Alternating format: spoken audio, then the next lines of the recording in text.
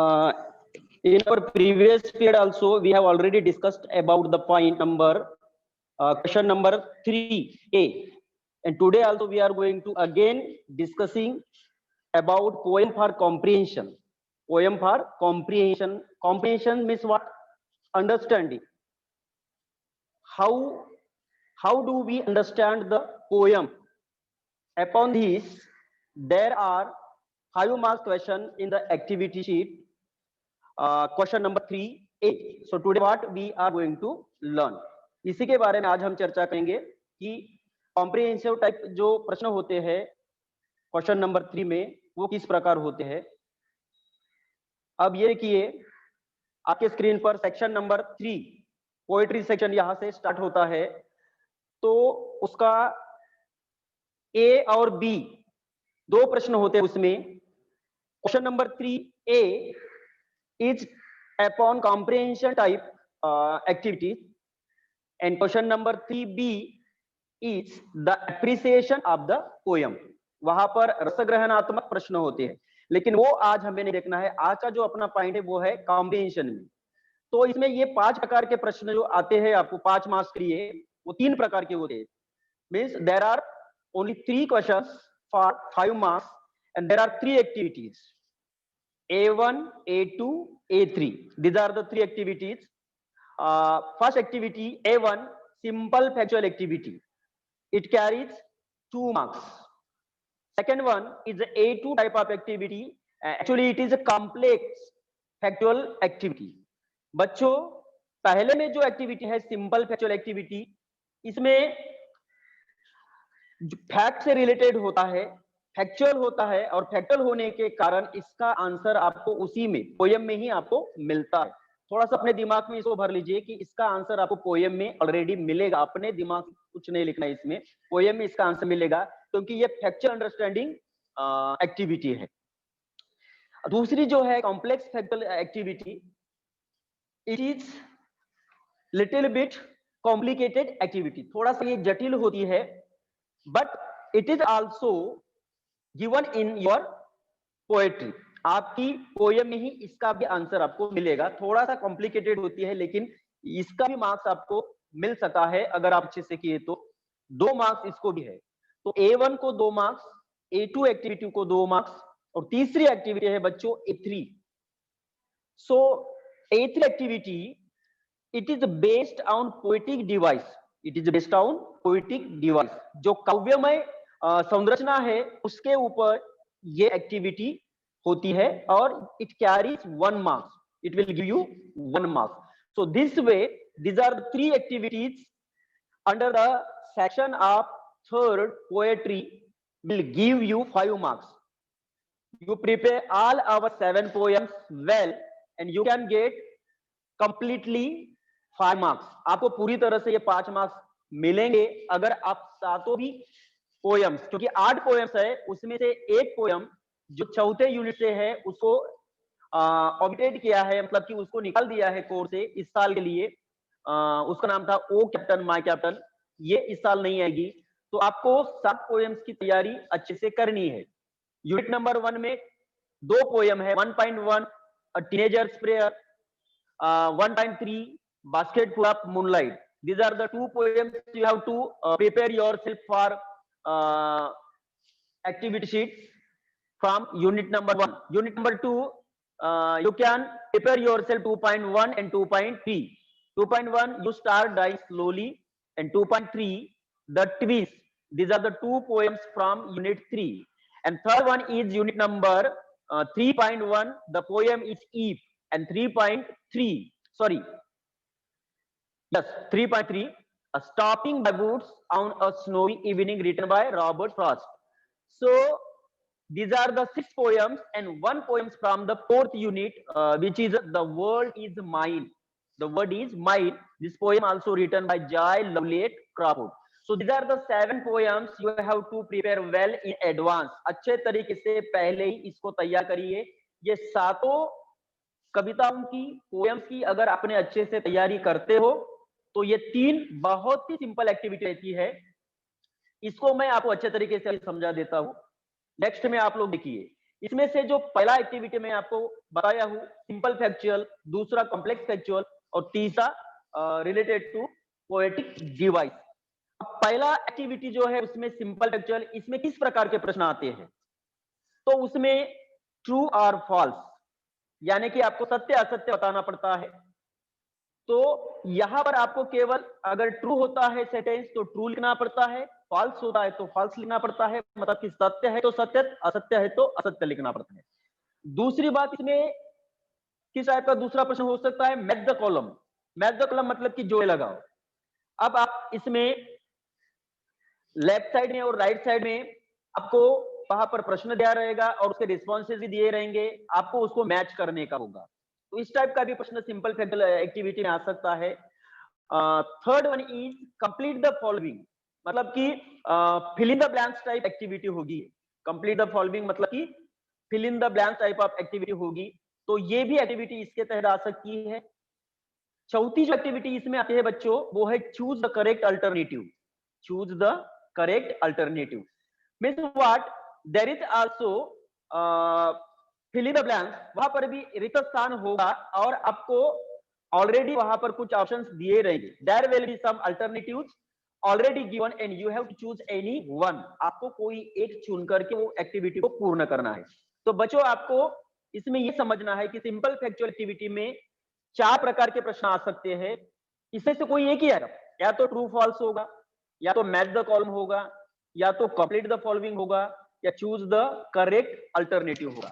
तो इस तरीके से प्रश्न इसमें आएंगे। दूसरी एक्टिविटी है A2 type of activity, complex factual. ये कॉम्प्लेक्स फैक्चुअल जो एक्टिविटी है, मैंने उसको कहा अगर इसको हम लोग उसका मीनिंग देखते हैं तो उसको वो कॉम्प्लिकेटेड होता है, मतलब कि थोड़ा सा जटिल। लेकिन ये जटिल कुछ नहीं होते, ये भी आपको इसका भी आंसर आपको उसी में मिलता है। इसमें क्या आ सकता है? इसमें क्या आ सकता है? Describing related to stanza. Describing related to stanza, इसमें डिस्क्राइबिंग मतलब वो स्टांजा से रिलेटेड आपको वर्णन करना पड़ सकता है, इसीलिए थोड़ा सा कॉम्प्लिकेटेड इसको कहा गया है। और दूसरा जो प्रश्न इसमें आ सकता है वो है complete the following wave. Wave मतलब वेव डायग्राम आपको दी रहेगी, वेव डायग्राम दी रहेगी उसके जैसे कि जैसे बीच में पॉइंट दिया है उसको चारों ओर एरो किए हैं, तो आपको उस चारों एरो की ओर 4 पॉइंट्स आपको भरना पड़ेगा आधे आधे मार्क्स के लिए, और वो देंगे आपको 2 मार्क्स। तो सिंपल फैक्चुअल एक्टिविटी में A1 में 2 मार्क्स मिलेंगे आपको और इसमें A2 में 2 मार्क्स मिलेंगे। बचती है अपनी A3 एक्टिविटी, वो है पोएटिक डिवाइस। अब पोएटिक डिवाइस बच्चों इसमें 3 प्रकार के प्रश्न आएंगे आपको, आ सकते हैं। इसमें कोई भी एक ही आएगा 1 मार्क्स के लिए। Rhyming words from poem, you know rhyming words very well in each poem. Rhyming words उसमें से आपको राइमिंग पेयर लिखना पड़ेगा, मतलब कि यमक जुड़ने वाली जोड़ी। आपको आपको पता है कि राइमिंग वर्ड्स क्या होते हैं कि at the end of the sentence, first line की जो एंड में वर्ड आता है सेंटेंस के, तो दूसरे या तीसरे या चौथे जो भी बाकी की लाइन है वो किस उस स्टांजा में, एक स्टांजा की बात कर रहा हूं मैं, एक स्टांजा में दूसरे या तीसरे या चौथे जो भी लाइन है वो सेम साउंड उसका आता है, तो उसको हम लोग राइमिंग वर्ड्स कहते हैं। और इसमें आपको वो पेयर लिखना पड़ता है, मतलब जोड़ी लिखना पड़ता है। तो इसमें हो सकता है 2 जोड़ी आपको लिखना पड़ेगा, तो एक जोड़ी आपको हाफ मार्क्स देगी। Means you have to write 2 pairs for 1 marks. Means each pair you can give half marks and 2 correct pair you can give full 1 marks। तो इस तरीके से सही 2 जोड़ी लिखने पर आपको 1 मार्क्स मिलेगा और सही 1 जोड़ी लिखने पर आपको आधा मार्क्स मिलेगा। तो इस तरीके से पोएटिक डिवाइस पर राइमिंग वर्ड पर आपको 1 मार्क्स के लिए प्रश्न आ सकता है। दूसरा प्रश्न इसमें आ सकता है कि राइमिंग वर्ड्स पेयर, एक्चुअली ये थोड़ा सा मिस्टेक है यहाँ पर, आप लोग को मैं बताता हूं, ये राइमिंग स्कीम है। दूसरा प्रश्न उसमें होगा राइमिंग स्कीम का। राइमिंग स्कीम क्या है, उसमें राइमिंग स्कीम क्या है ये हो सकता है। तो तीसरा प्रश्न इसमें आ सकता है वो है related to the figure of speech. Figure of speech मतलब क्या है कि भाषा अलंकार जो बोलते हैं हम लोग, भाषा में जो विभिन्न प्रकार के अलंकार होते हैं उसमें जैसे कि सिमिली है, मेटाफर है, personification is there, antithesis, repetition, alliteration, inversion, tautology, hyperbole, interrogation. There are many more, but mostly alliteration, simile, metaphor, inversion, this type of figure of speech ask पूछे जाते हैं, मोस्टली यही पूछे जाते हैं। तो आपको इसकी ओर ध्यान देना है, फिगर ऑफ स्पीच की आपको अच्छे से तैयारी करना है। मैं आपको ये बता रहा हूं कि अलिट्रेशन और पर्सोनिफिकेशन, सिमिली, मेटाफर और इन्वर्सन, ये 5 आप अच्छे से तैयार करके रखिए। कोई भी इसी में से एक आएगा। इसमें से सबसे ज्यादा महत्वपूर्ण है वो है अलिट्रेशन।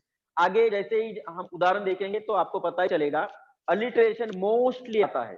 ठीक है, तो यहां तक आपको समझ में आया होगा। मैं आगे चलता हूं बच्चों। हाँ, यहां से अपना क्वेश्चन पेपर चालू हुआ। ये उदाहरण आपसे लिया गया है। This is what the example for you in your activity sheet, section number 3 poetry. 10 marks का आपकी स्क्रीन पर लिखा है, लेकिन उसमें से हम लोग केवल क्वेश्चन 3A देख रहे हैं, वो 5 मार्क्स का है। और 5 मार्क्स एप्रिसिएशन पर होता है, जो आपका नेक्स्ट वीक में होगा आपका पीरियड। तो अभी देखिए ए में, क्वेश्चन 3A में, इसमें यहाँ पर जो मैंने आपको बताया था कि इसमें किस प्रकार के प्रश्न आएंगे, तो इसमें फिल इन द ब्लैंक्स आ सकता है, चूज द करेक्ट अल्टरनेटिव आ सकता है, मैच द फॉलोइंग आ सकता है। तो यहाँ पर इस प्रश्न में क्या आया है, देखिए, read the following stanza and do the activity. अब ये A1 एक्टिविटी, A2 एक्टिविटी और A3 एक्टिविटी यहाँ पर दिया है, लेकिन यहाँ पर स्टांजा दिया रहेगा आपको। ये स्टांजा पहले बाद में दिया है, मैं उस स्लाइड को पहले दिखाता हूँ। ये स्लाइड वो है, ये स्टांजा आपको दिया रहेगा। पहले A1 दिया रहेगा, उसके बाद में स्टांजा रहेगा, फिर A2 एक्टिविटी और A3 activity. This way there will be 3 activities in your activity sheet. So you see here the stanza is given for you. I'm going to recite the stanza first. Each day brings new beginnings, decision I must make. I am the only one to choose the road that I will take. I can choose to take the road of life that leads to great success. I travel down the darkened road that leads to great distress. This is what there are 2 stanzas are given for you, and you have to complete this. Fill in the blanks first. पहला ये प्रश्न A1 activity दिया है। आपको क्या करना है, ये जो स्टांजा आपको दिए हैं 2, ये पोयम के, ये आपको तुरंत इसको समझना है। पहले आप अच्छे तरीके से इसको रीड आउट कर लीजिए, उसको अंडरस्टैंड करिए, कॉम्प्रिहेंशन, क्योंकि पोयम, ये जो एक्टिविटी है कॉम्प्रिहेंशन टाइप ऑफ एक्टिविटी है। अंडरस्टैंडिंग, कॉम्प्रिहेंशन यानी कि अंडरस्टैंडिंग, समझना। आपको वो कविता कितनी समझ में आई, इसके ऊपर ये 5 मार्क्स रहते हैं। इसीलिए आपको जैसे ही आप परीक्षा में इस पोयम देखते हो, तो आपको उसको पहले रिसाइट करना है, रीड आउट करना है, अंडरस्टैंड करना है, समझना है उसको, और उसके बाद में फिर इसी में से, इसी पोयम में से उसके आंसर आपको मिलेंगे। तो पहले प्रश्न क्या है, देखिए प्रश्न क्या है, A1 choose the correct alternative। अच्छा, इसमें alternative, this answer is already given in the form of alternative and complete the sentence। तो आपको अल्टरनेटिव वहां पर दिया रहेगा, जैसे कि यहाँ पर पहला दिया है कि according to the poet Blake is there are brought by each new day. इस तरीके से है। इसमें अल्टरनेटिव दिए हैं 2, 2 alternatives are here। First is new beginning and second one is new endings। Among these you have to choose any one which is correct। जो सही है वो उसको आपको बनाना है इसमें, बराबर। मैं आगे में इसका आंसर भी लिखा हूं, उसमें हम देखेंगे। पहले प्रश्न देख लेते हैं। पहला है दूसरा है we must decided to take the road which leads to, means we have to decide the road which leads to where great distress or great success। हमें उस वे को, उस रोड को, उस रास्ते को चुनना है जो हमें ग्रेट डिस्ट्रेस यानी हमें दुख की ओर लेकर जाता है, या फिर ग्रेट सक्सेस हमें सफलता की ओर लेकर जाता है। उसके बाद में ये आपका पोयम का स्टांजा दिया रहेगा एक्टिविटी शीट में, और आपको फिर दूसरी A2 एक्टिविटी है वो इस प्रकार दी रहेगी। इसके आंसर मैं बताता हूँ। आंसर बताने से पहले आप पहले इस एक्टिविटी में किस टाइप के प्रश्न आते हैं वो आप देख रहे हो।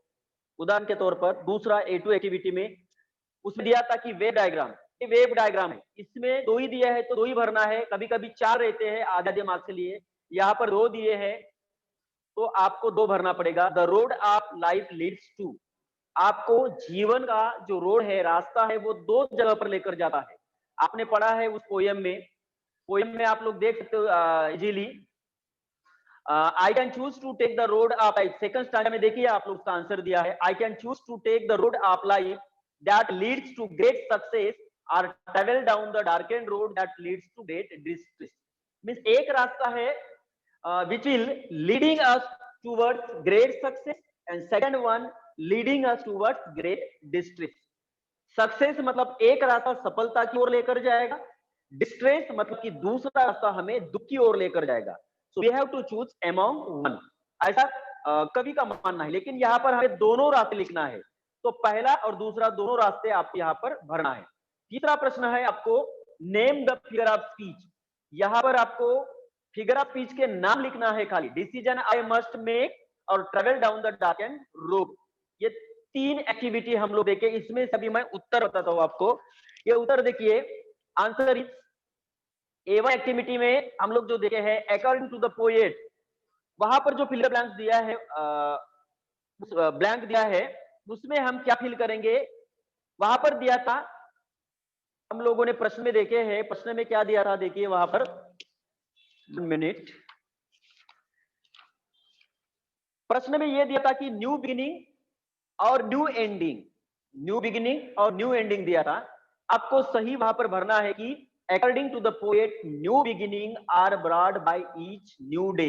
हर नए दिन नई शुरुआत होती है, ये उसका करेक्ट आंसर है। तो न्यू बिगिनिंग ये सही अल्टरनेटिव वहां पर चुनकर लिखने में हमें 1 मार्क्स मिलेगा। दूसरा आंसर ये है, दूसरा, we must decided to take the road which leads to great success. हमें उस रास्ते को चुनना है जो हमें सफलता की ओर लेकर जाएगा। आपको ऑप्शन दो दिए थे, एक ऑप्शन दिया था ग्रेट डिस्ट्रेस, दूसरा ऑप्शन दिया था great success. Means among two options the correct option is great success, and after writing the great success will it will give us 1 mark, so this way we get 2 marks। इस तरीके से हमें यहाँ पर 2 marks मिले हैं बच्चों। अभी हम आगे चलते हैं, ये देखिए, ये वेव डायग्राम को हमने भरा है। वेव डायग्राम जो दिया था, the road of life leads to, यहाँ पर जहां पर हमने ग्रेट सक्सेस और ग्रेट डिस्ट्रेस लिखा है, यहाँ पर कुछ भी नहीं दिया था, उसको हमें फिल करना है। तो इस तरीके से आपको भरना है आंसर। जीवन का रास्ता हमें लेकर जाता है, पहले में ग्रेट सक्सेस, दूसरा है ग्रेट डिस्ट्रेस, एक सफलता की ओर और दूसरा हमें असफलता यानी दुख की ओर लेकर जाता है। तीसरी एक्टिविटी है इसमें बच्चों, इसको अच्छे से देख लीजिए। इसके बारे में मैंने आपको बताया हूं कि you have to well prepare before going to face the exam, final exam, about figure of speech. Some of important figure of speech you have to well prepare before going to face the exam. Likewise, simile, metaphor, personification, antithesis, repetition, alliteration. There are so many figure of speech, but among them, some of the figure of speech are very very important, like alliteration. Alliteration is there, and inversion, personification. ये कुछ महत्वपूर्ण है, लेकिन इसमें कौन से आए देखिए। अब पहला जो आपको प्रश्न था, पहला प्रश्न था, मैंने नीचे में आपको यहाँ पर एक्सप्लेन ही किया हूँ, ये जो दो इन्वर्शन और एलिट्रेशन जो इसके आंसर है उसको मैं एक्सप्लेन भी किया हूँ। तो पहला आंसर है decision I must make, decision I must make, ये इन्वर्शन है। अब इसको मैं बच्चों आपको एक्सप्लेन करता हूँ कि इन्वर्शन, इन्वर्शन आप नीचे में देखोगे तो इन्वर्शन के बारे में क्या दिया है देखो। इसमें इन्वर्शन में क्या होता है, इसको इंग्लिश में हिंदी में व्युत्पन्न कहते हैं कि in this figure of speech words are not in the correct prose order. यहाँ पर प्रोज ऑर्डर के अनुसार हमारे वर्ड्स नहीं होते हैं, we have to arrange them, तो उसको सही तरीके से अरेंज करना होता है। अगर ये सही तरीके से इसको अरेंज किया होता तो ये किस तरीके से होता है कि आई मस्ट मेक डिसीजन, इस तरीके से होना चाहिए। ये कैसे होना चाहिए था, आई मस्ट मेक डिसीजन, पर वैसा नहीं है, उल्टा दिया है कि डिसीजन आई मस्ट मेक। इसको कहते हैं इन्वर्शन, इसको कहते हैं इन्वर्शन। तो आपको आंसर में केवल इन्वर्शन लिखना है, इतना लिखने से आपको आधा मार्क्स मिलेगा। दूसरा है travel down the dark and road, travel down the dark and road. अब यहां पर देखिए जो डी साउंड है ये रिपीट हुआ है। अलिट्रेशन में क्या होता है, when one or more similar letters are repeated, in successive word, successive मतलब आने वाले एक के बाद एक जो वर्ड्स आते हैं सक्सेसिव वर्ड्स है, उसमें एक से अधिक जो लेटर है वो रिपीट होते हैं तो उसको हम लोग अलिट्रेशन देते हैं। So travel down the darken road, इसमें डी डी लेटर रिपीट हुआ है, इसीलिए इसको हम लोग अलिट्रेशन फिगर ऑफ स्पीच वहां पे लिखा है आंसर के रूप में, और वैसा लिखने पर हमें और आधा मार्क्स मिला। इस तरीके से आधा आधा 1 मार्क्स हमें मिलेगा। अब दोनों के बारे में यहाँ पर थोड़ा सा एक्सप्लेनेशन दिया है। Alliteration means when one or more similar letters are repeated in successive words, एक से अधिक अगर लेटर्स आने वाले शब्दों में रिपीट होते हैं तो उसको अलिट्रेशन कहते हैं। For example singing the soft sweet song she sleeps, यहाँ पर एस एस रिपीट हुआ है।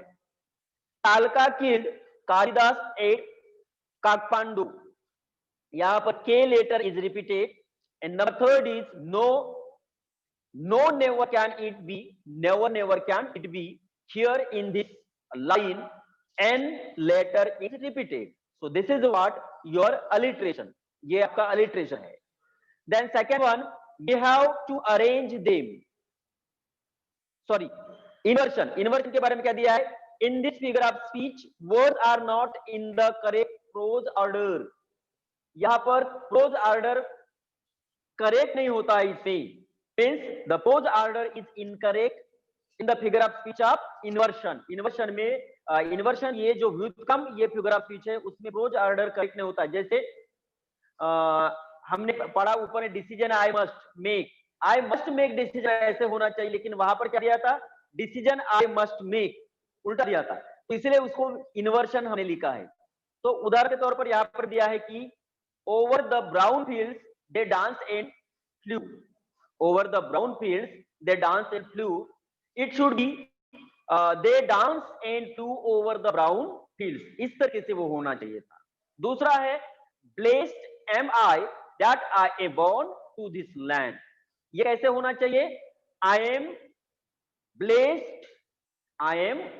blessed that to born this land, blessed am I that I am born to this land, means I born to this land that I am blessed, मेरा जन्म इस धरती पर हुआ इसलिए मैं खुद को blessed समझता हूँ। तो इस तरीके से उल्टा दिया रहता है तब हम लोग उसको इन्वर्शन लिखते हैं, और लेटर जब रिपीटेड होता है तो उसको हम लोग अलिट्रेशन लिखते हैं। तो ये आपको 1 मार्क्स के लिए ये एक्टिविटी आएगी, और इस तरीके से आपको आधा आधा मार्क्स इसमें मिलेगा। इसमें और हम दूसरा उदाहरण इसमें देते हैं, ये थोड़ा सा इसमें तीसरा हम लोग ये वाला उदाहरण देखेंगे सबसे, इसमें ये वाली पोयम का।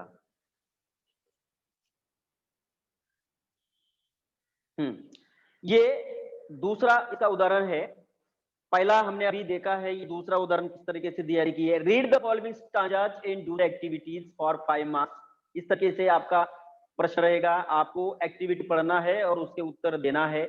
उसके लिए आपको यहाँ पर सीधे सीधे उत्तर दिए हैं, लेकिन पहले आपको स्टांजा, पोयम का स्टांजा दिया है, इसको आपको पढ़ना है। ये देखिए क्या दिया है, ये स्टांजा, ये पोयम कौन सी है, कहां से है, जैसे आप पढ़ते हो तो आपको समझ में आना चाहिए। क्या दिया है, today on a bus I saw a lovely girl with silken hair, I envied her, she seemed so gay and I wished I was so fair, when suddenly she rose to leave, I saw her hobble down the aisle, she had one leg and wore a crutch, but as she passed a smile, oh God forgive me when I whine, I have 2 legs, the word is mine। मतलब ये stanza को जैसे पहले stanza हमने पढ़ा तो समझ में आया कि ये पोयम तुरंत हमारे ध्यान में आ जाए। 4.1 द वर्ड इज माइन, ये पोयम है, और इसके जो पोएट है वो है जॉय लवलिएट क्रॉफोर्ड,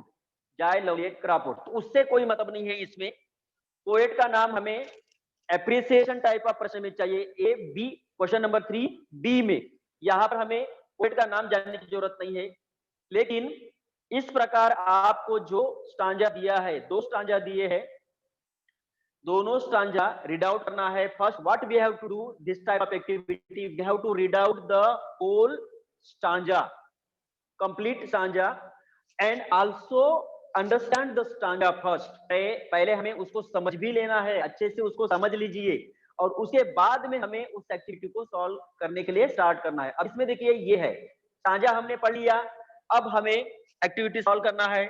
इसमें क्या दिया है, पहला कंप्लीट द फॉलोइंग, मतलब fill in the blanks type आप ये रिक्त स्थानों की पूर्ति को, इस टाइप है 2 मार्क्स के लिए। तो इसमें देखिए the girl had silken hair, the girl had silken hair, मतलब यहाँ पर हेयर जो है वहां पर आपको ब्लैंक दिया गया था और वहां पर हमने इसमें क्या भरा है, वो शब्द भरा है। तो इसका भी आंसर आप इसी पोएम में है। आप सबसे ऊपर में देखो क्या दिया है, today on bus I saw a lovely girl with silken hair, मतलब जिस लड़की को मैंने देखा उसके हेयर कैसे है, सिल्कन हेयर है, सिल्की हेयर है। तो खाली हेयर ये शब्द आपको भरने से HAIR हेयर भर देने से आपको हाफ मार्क्स मिलेगा। दूसरा द गर्ल हॉबल डाउन द, अब इसका आंसर है क्या, वहां पर देखिए द गर्ल हॉबल डाउन द, ये आपको इस स्टांजा में थर्ड लाइन में आप देखो, इस पोयम के फर्स्ट स्टांजा जो दिया है उसके थर्ड लाइन में देखिए, when suddenly she rose to leave I saw her hobble down the aisle. तो हॉबल डाउन ये आपके प्रश्न में दिया है द एजल, AISLE एजल, मतलब कि जो पैसेज है उसका अर्थ, तो वो एजल खाली लिखने से आपको आधा मार्क्स मिलेगा।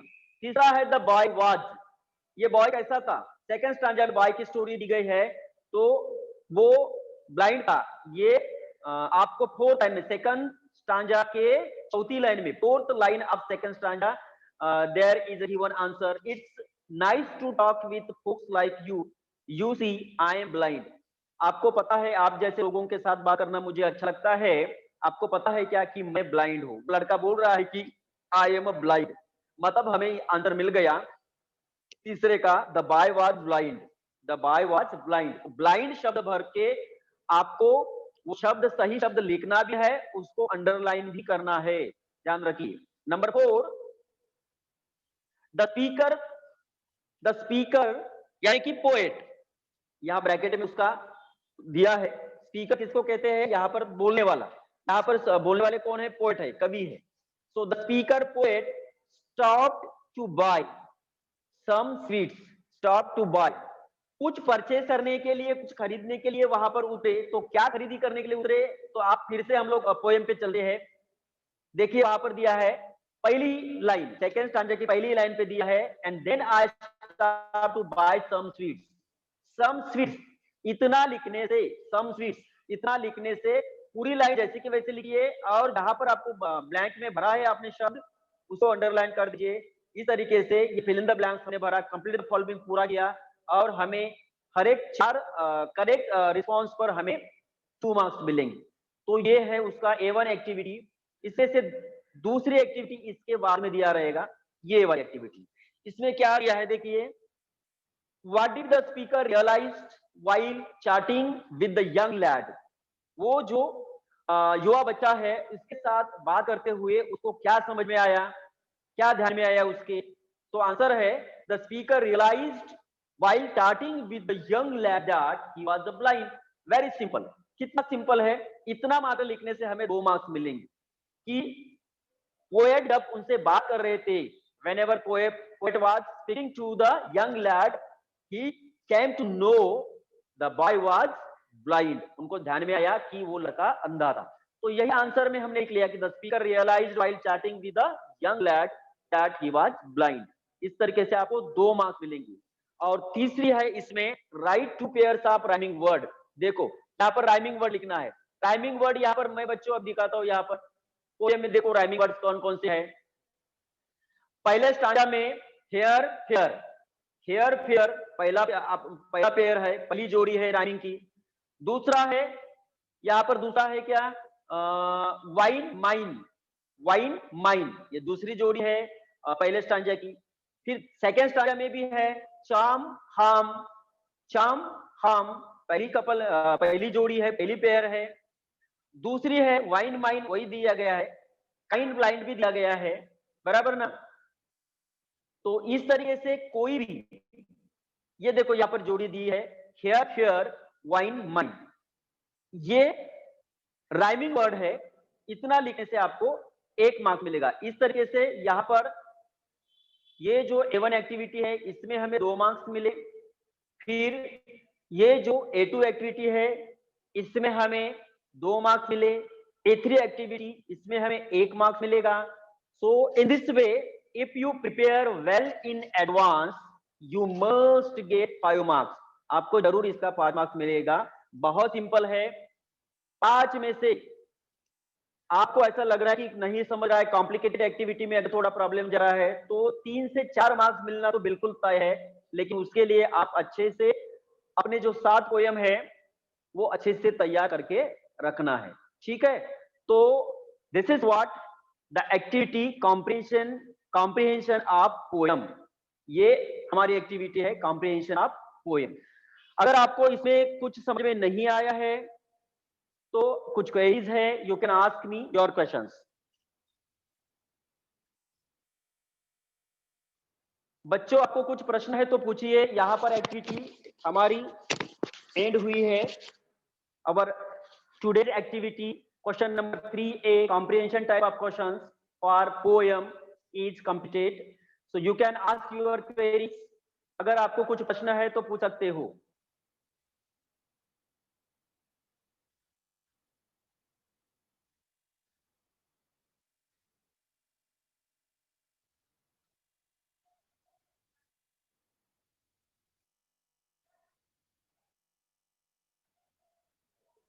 हाँ, इस तरीके से ये एक्टिविटी कंप्लीट करना है। इसमें देखिए बच्चों, ये एक आप इसका स्क्रीनशॉट निकाल के रख दीजिए। किस टाइप के प्रश्न रहेंगे ये वाला। हाँ, ये वाला इसका स्क्रीनशॉट निकाल के रख दीजिए। इस एक्टिविटी में सिंपल फैक्चुअल, दूसरी रहेगी कॉम्प्लेक्स फैक्चुअल और तीसरी रहेगी पोएटिक डिवाइस। सिंपल फैक्चुअल में ट्रू और false, match the column, complete the following, choose the correct alternative. These are the 4 activities, but among these 4 activities you will be there only face one activity. It can be true or false, it can be match the column, it can be complete the following, or maybe it will choose the correct alternative. And in second type of activity, complex factual activity, it is actually complicated activity describing related to stanza, ये हो सकता है, या फिर complete the following web. Web के बारे में अभी हमने पढ़ा है। इसका भी आंसर आपको पोयम में ही मिलेगा, उस स्टांजा में मिलेगा जो स्टांजा आपको एक्टिविटी शीट में या प्रश्न पत्रिका में दिए रहेंगे। तीसरे एक्टिविटी के बारे में मैंने आपको बताया, इसमें राइमिंग वर्ड्स आपको लिखने का होता है या तो फिर फिगर ऑफ स्पीच आपको लिखने का होता है। बराबर, तो राइमिंग वर्ड्स तो अभी मैंने आपको उदाहरण बताया, और फिगर ऑफ स्पीच जैसे कि इन्वर्शन, लिटरेशन, इसके बारे में मैं समझाया हूं। अगर आपके कोई प्रश्न है तो आप लोग पूछ सकते हो। यहाँ पर हमारी एक्टिविटी, हाँ, ये जो है सेक्शन पोएट्री समाप्त हुई है। अगर आपको कुछ डाउट है, कुछ आपके प्रॉब्लम है, कुछ समस्या है, कुछ क्वेरीज है, you can ask me. Hello,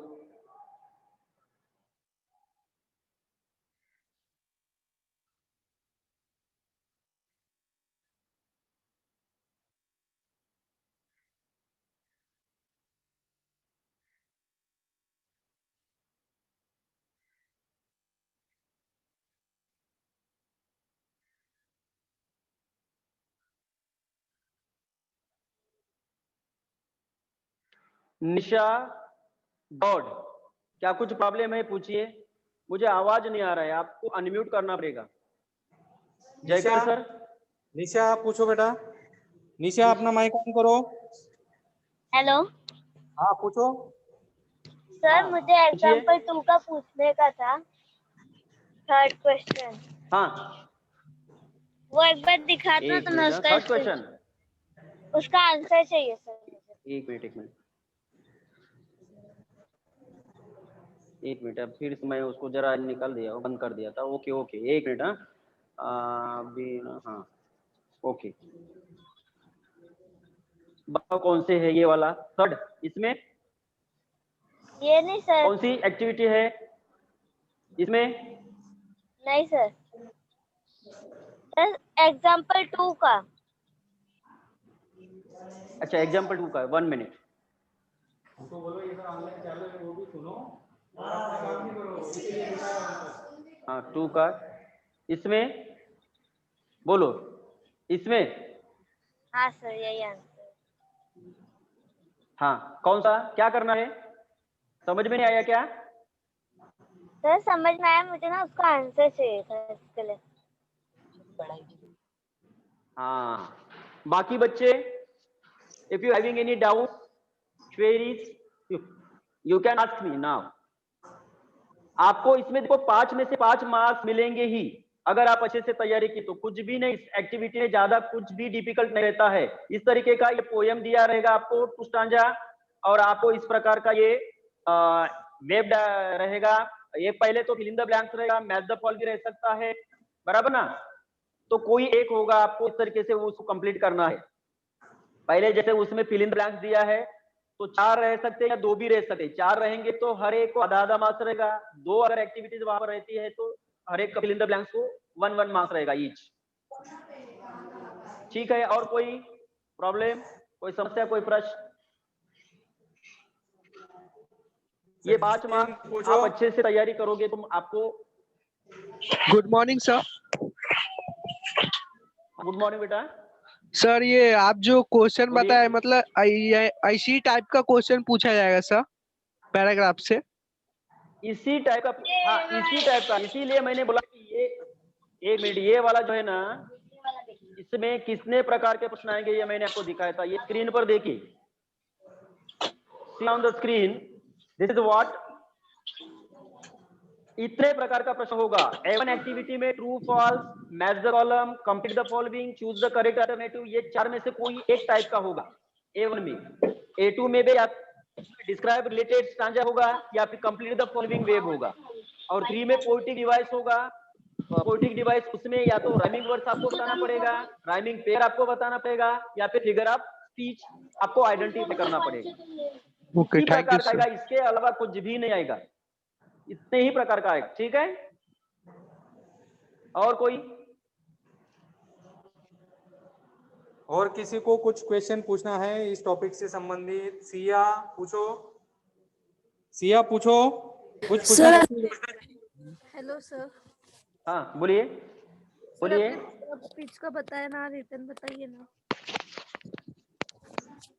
कौन सा? बोलो सिया बोलो। मेरा प्रश्न समझ, मुझे तुम्हारी आवाज नहीं आ रही है अच्छे से। प्रश्न आपका आवाज नहीं आ रहा है बराबर। हेलो बोलिए, रिपीट करिए, आवाज नहीं आ रहा है बराबर। अभी आई आवाज? हेलो, हेलो हाँ आ रही है। आ रही है हाँ ना? बोलिए, बोलिए। सर हाँ आवाज आ रही है, बोलिए। अगर आप स्पीच का जो बताया ना, फिगर ऑफ स्पीच, यस। हाँ वो वाला रिटर्न बताइए। फिगर ऑफ स्पीच में यहाँ पर हमने, हाँ फिगर ऑफ स्पीच में ये देखो, ये वाला ना मैंने ये फिगर ऑफ स्पीच का मैं बता देता हूँ आपको, 1 मिनट। हाँ मैं खाली आज आपको 2 फिगर ऑफ स्पीच के बारे में बताया। बहुत सारे फिगर ऑफ स्पीच है, जितने मैंने नाम लिया इसमें से 2 ही बताया मैंने, इन्वर्शन और अलिट्रेशन। यहाँ पर मैं आपको जैसे पहला उदाहरण दिया है, डिसीजन आई मस्ट मेक। ये सेंटेंस कैसे दिया, देखिए सीधी तरीके से नहीं दिया है। Means it's order is not correct, its order is not correct, the correct order will be I must make decision, इस तरीके से होना चाहिए। तो वहां पर कैसे क्या दिया है, डिसीजन I must make। तो इस प्रकार जब ऑर्डर पोयम में जो लाइन होती है उसका ऑर्डर अगर इनकरेक्ट होता है, करेक्ट नहीं होता है, तो उसको हम लोग इन्वर्शन लिखते हैं। उसको हिंदी में व्युत्क्रम अलंकार कहा जाता है, व्युत्क्रम, इन्वर्शन। और दूसरा है travel down the darken road. इसमें आप देखोगे तो डी डी साउंड जो है लेटर वो रिपीट हुआ है। तो इस तरीके से एक ही लाइन में अगर एक से अधिक इसमें अगर वर्ड्स में लेटर रिपीट होता है तो हम उसको अलिट्रेशन कहते हैं। उसकी परिभाषा क्या है, when one or more similar letters, आपके स्क्रीन पर ही उसकी डेफिनेशन मैं लिखा हूं, when one or more similar letters are repeated in successive words it is alliteration। तो वो alliteration होता है। उदाहरण के तौर पर singing the soft sweet song she sleeps, यहाँ पर एस एस यह लेटर रिपीट हुआ है। कालका किल कालिदास एट काठमांडू, यहाँ पर के लेटर रिपीट हुआ है। No, no never can it be, never never can it be, यहाँ पर एन लेटर रिपीट हुआ है। This is what the letter repetition, यहाँ पर हम अलिटरेशन लिखेंगे, ठीक है। और कोई डाउट है इसमें? अब ऐसे ये दो ही नहीं है, ऐसे जैसे आपको बहुत सारे, आप फिगर ऑफ स्पीच के बारे में आप अपने टीचर से बात करके पूरे फिगर ऑफ स्पीच लिख लिए, उसमें से 4-5 महत्वपूर्ण है, आप लिख के रखिए। एक तो सिमिली, पहला सिमिली, दूसरा मेटाफर भी महत्वपूर्ण है, पर्सोनिफिकेशन भी महत्वपूर्ण है, एंटीथेसिस है, ये भी कभी कभी आता है, रिपीटेशन कभी कभी आता है, और अलिट्रेशन और इन्वर्शन, ये 7-8 है, उसको अच्छे से तैयारी करके रखिए। लेकिन इसमें से अलिट्रेशन बहुत ज्यादा महत्वपूर्ण है। हेलो हाँ बोलो, सर, बोलिए। अगर हमको अलिट्रेशन पहचानना रहा तो कैसे पहचानेंगे? कौन सा पहचान का? इन्वर्शन, ट्रेशन। इन्वर्शन, नो नो, इन्वर्शन में ऑर्डर करेक्ट नहीं होगा, आप उसके डेफिनेशन में देखिए ना। इन्वर्शन अगर पहचाना है तो अगर इनकरेक्ट ऑर्डर है, करेक्ट ऑर्डर नहीं होता है, प्रॉपर ऑर्डर नहीं होता है। देखिए इन्वर्शन में क्या होता है, in figure of speech words are not in the correct close order, कविता का जो ऑर्डर होता है उसके हिसाब से नहीं होते हैं, तो we have to make arrange them, उनको अरेंज करना पड़ता है, तब हम समझने का उसको इन्वर्शन है। जैसे कि आप नीचे में भी देख सकते हो कि over the brown fields they dance and flew, means पहले they dance and flew over the brown fields, ऐसे आना चाहिए था, they dance and flew over the brown fields, लेकिन शुरुआत उल्टी की उन्होंने, ओवर द ब्राउन फील्ड, इस तरीके से उल्टी अगर शुरुआत हो जाती है तो समझने का वो इन्वर्शन है, ठीक है। और किसी को कुछ क्वेश्चन पूछना है बच्चों? अपना हाथ ऊपर कीजिए। तो इससे संबंधित अगर और कोई क्वेश्चन है पूछ सकते हो। Any doubts? बच्चों बहुत सिंपल है, अच्छे से आप लोग अपने साथ जो पोएम है इसकी अच्छे से तैयारी करिए। इस टाइप के प्रश्न में आपको पहले जो स्टांजा दिया रहेगा पोएम, उसको अच्छे से अंडरस्टैंड करना है, उसको समझना है। You have to well understand first before facing the examples और एक्टिविटीज। एक्टिविटी फेस करने से पहले, लिखने से पहले, उसको छुड़ाने से पहले आपको अच्छे से स्टांजा समझना है। उसके बाद में 3 ही तो एक्टिविटी रहती है, पहला तो फैक्चुअल रहता है, उसमें तो फिल द ब्लैंक्स है, तो जुड़े लगाना रहता है। दूसरे में तो वेब डायग्राम वगैरह हो सकती है, उसमें कॉम्प्लिकेटेड टाइप होता है, वो भी, उसका भी आंसर आपको पोएम में मिलेगा। और तीसरा तो या तो फिगर स्पीच लिखना पड़ेगा या तो राइमिंग पेयर लिखना पड़ेगा। तो 5 मार्क्स के लिए बहुत सिंपल है, इसमें मिनिमम 3 से 4 मार्क्स आपको पक्का मिल गए, और अच्छी तैयारी करने वाले को 5 में से 5 100% मिलेंगे। Okay, any doubts? किसी को कुछ पूछना है बच्चों इस टॉपिक से बच्चों? संबंधित? शायद किसी का हाथ ऊपर नहीं है सर, टॉपिक उनको अच्छे से समझ में आया है। धन्यवाद सर जी।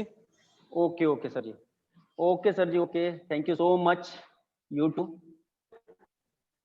आपका भी बहुत बहुत धन्यवाद।